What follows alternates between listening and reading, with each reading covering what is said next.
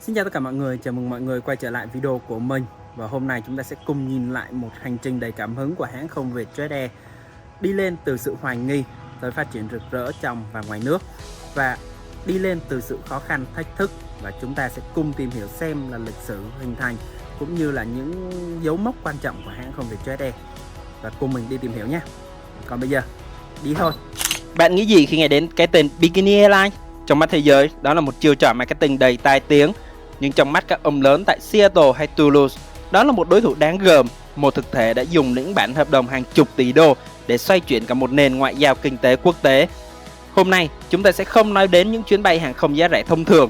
Chúng ta sẽ nói về sự dấn thân của một người phụ nữ từng kiếm 1 triệu đô đầu tiên khi mới 21 tuổi, về cú ly hôn cay đắng với người khổng lồ AirAsia, và về khoảnh khắc một chiếc Airbus mang số hiệu Tam Lục đã thay đổi định mệnh hàng triệu người lao động vào sáng ngày 24 tháng 12 năm 2011 lịch sử. Ngược dòng thời gian về những năm 2007, 2010, Vietjet Air khi đó là một dự án đầy hoài nghi trên giấy tờ, nhận giấy phép từ cuối năm 2007. Nhưng hãng đã rơi vào một mùa đông dài suốt 4 năm ròng rã vì những khủng hoảng kinh tế toàn cầu và giá dầu nhảy vọt. Trong cơn bế tắc, Vietjet đã tìm đến AirAsia, đế chế hàng không giá rẻ của ông Tony Fernandez, người Malaysia. Một liên danh mang tên Vietjet Air ra đời năm 2010 với hy vọng mượn sức người khổng lồ để cất cánh. Thế nhưng cuộc tình đành đã nhanh chóng tan vỡ vào tháng 10 năm 2011, chỉ sau hơn 1 năm nỗ lực chung. Lý do sâu xa ít người biết chính là sự va chạm khốc liệt về tư duy. Air muốn áp đặt bản sắc và thương hiệu Malaysia, trong khi bà Nguyễn Thị Phương Thảo khao khát một hãng bay mang linh hồn Việt, phụng sự người Việt. Khi liên doanh tan rã, Vietjet rơi vào thế độc hành với gánh nặng chi phí vận hành bộ máy hàng trăm tỷ đồng dù chưa có một chuyến máy bay nào thuộc về mình. Chính cái tinh thần làm đến tận cùng của người nữ tướng Nguyễn Thị Phương Thảo, người từng thức đến 2 giờ sáng mỗi ngày để thống kê sổ sách khi còn sinh viên ở Đông Âu, đã giúp bà đưa ra một quyết định lịch sử. Không mượn danh bất kỳ ai nữa, Vietjet phải tự mình cất cánh bằng một bản sắc riêng. Sự hoài nghi của thị trường chính thức chấm dứt vào 9 giờ 30 phút sáng ngày 24 tháng 12 năm 2011 tại sân bay quốc tế Tân Sơn Nhất. Chiếc Airbus A320 mang số hiệu VJ6660, số đăng ký tàu bay lúc đấy là VNA 666, đã chính thức rời đường băng để đi Hà Nội. Đây là món quà Giáng sinh ý nghĩa nhất mà Vietjet dành cho người dân Việt Nam. Trên chuyến bay ấy có sự hiện diện của nguyên Phó Thủ tướng Trương Vĩnh Trọng và Hoa hậu Mai Phương Thúy. Nhưng quan trọng nhất là nụ cười của 120 hành khách đầu tiên. Những người trước đó vài giờ còn chưa tin rằng mình có thể được phục vụ như một thượng đế với mức giá rẻ chỉ bằng một chuyến xe khách đường dài. Sự hiện diện của Vietjet chính thức phá vỡ thế độc quyền trong ngành hàng không, mở ra kỷ nguyên dân chủ hóa bầu trời. Với mô hình hàng không thế hệ mới New Age Carrier, Vietjet không chỉ là bay giá rẻ mà bay linh hoạt. Khoảng 30% hành khách của hãng từ những ngày đầu là những người lần đầu tiên trong đời được bước chân lên máy bay. Đó là kết quả từ triết lý nhân văn sâu sắc. Hàng không không phải là đặc quyền của giới thượng lưu, mà là phương tiện của mọi nhà. Nếu có một điều gì khiến các đối thủ quốc tế kinh ngạc nhất về Vietjet thì đó chính là tốc độ hiện đại hóa đội bay bằng những con số không tưởng. Vietjet không chỉ đi theo lối mòn phát triển thận trọng của các hãng hàng không truyền thống, họ chọn chiến lược đi tắt đón đầu bằng cách sở hữu một trong những đội bay trẻ nhất thế giới lúc đấy và độ tuổi trung bình dưới 3 năm. Nền móng đầu tiên được đặt vào tháng 2 năm 2014 tại Singapore Airshow khi Vietjet gây chấn động toàn cầu bằng đơn hàng khủng mua về và thuê 100 chiếc Airbus A320 trị giá 9,1 tỷ đô la Mỹ. Đây chỉ là phát súng mở màn. Ngay sau đó, hãng nhanh chóng chuyển trọng tâm sang dòng Airbus A321 và đặc biệt là Airbus A321 Neo. Những cỗ máy in tiền trên bầu trời, cấu hình ghế lên tới 240 ghế, giúp tối ưu hóa chi phí trên mỗi đơn vị ghế ngồi ở mức thấp nhất khu vực. Năm 2019, Vietjet tiếp tục là một trong những hãng hàng không đầu tiên trên thế giới đặt hàng dòng máy bay Airbus A321 XLR Extra Long Range với tầm bay lên tới 8.700 km.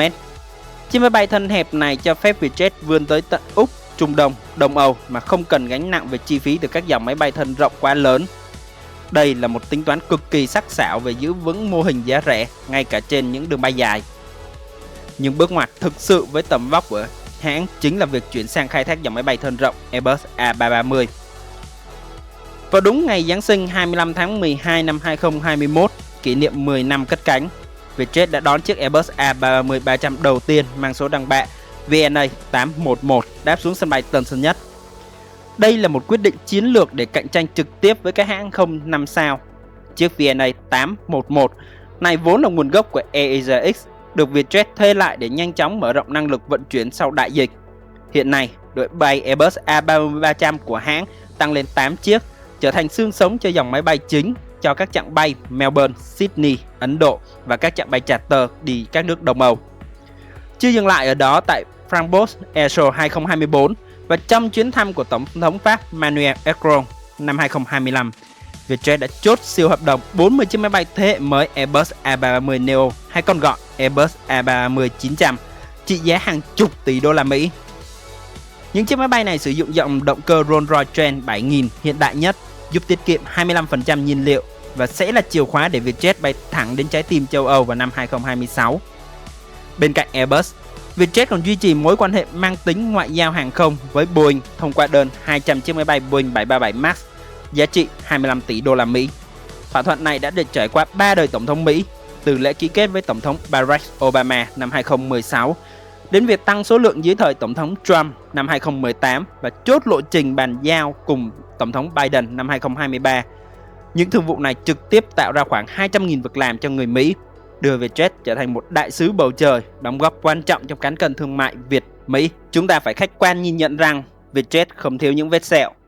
Scandal Bikini hay là những chiến dịch truyền thông phá cách đã mang đến cho hãng những không ít sự chỉ trích và cả những khoản phạt từ cơ quan chức năng. Nhưng hãy nhìn sâu hơn vào một chiến lược ấy dưới góc độ kinh doanh. Trong một thị trường vốn dĩ thống trị bởi tư duy cũ, Vietjet đã chọn cách trở thành kẻ phá bĩnh vĩ đại để chiếm lĩnh tâm trí khách hàng. Biệt danh Bikini Airlines xuất hiện trên CNN, Reuters không chỉ là một chiêu trò gây sốc, đó là một tuyên ngôn về sự tươi mới, năng động và tự do. Nhưng giá trị mà hãng muốn định vị trong lòng thế hệ khách hàng trẻ tuổi. Sự thực dụng của Vietjet còn thể hiện qua khả năng quản trị an toàn tuyệt đối với xếp hạng 7 sao, mức cao nhất thế giới từ Airline Rating. Hãng ép thời gian quay đầu máy bay xuống dưới 60 phút, tận dụng từng cm trên thân máy bay để quảng cáo và bóc tách từng dịch vụ để đảm bảo giá vé luôn ở mức cạnh tranh nhất. Bản lĩnh ấy giúp hãng lội ngược dòng thần kỳ sau đại dịch Covid-19. Trong khi nhiều hãng không lớn phải phá sản, Vietjet đã xoay trục sang vận tải hàng hóa, với doanh thu cargo tăng trưởng 200% năm 2021. Đến tháng 10 năm 2025, vốn hóa thị trường của hãng chính thức vượt ngưỡng 100.000 tỷ đồng, khẳng định vị thế của một siêu cường tài chính của Đông Nam Á. Bước sang năm 2026, Vietjet đang âm thầm thực hiện một cuộc cách mạng xanh hóa bầu trời. Hãng không còn chỉ là bay rẻ mà là bay thông minh. Tháng 2 năm 2025, Vietjet tiên phong ứng dụng trí tuệ nhân tạo thông qua nền tảng Skyspreader, phân tích dữ liệu từ hơn 21 triệu chuyến bay để giúp phi công tối ưu hóa từng giọt nhiên liệu, cắt giảm hơn 96.000 tấn khí thải CO2 mỗi năm.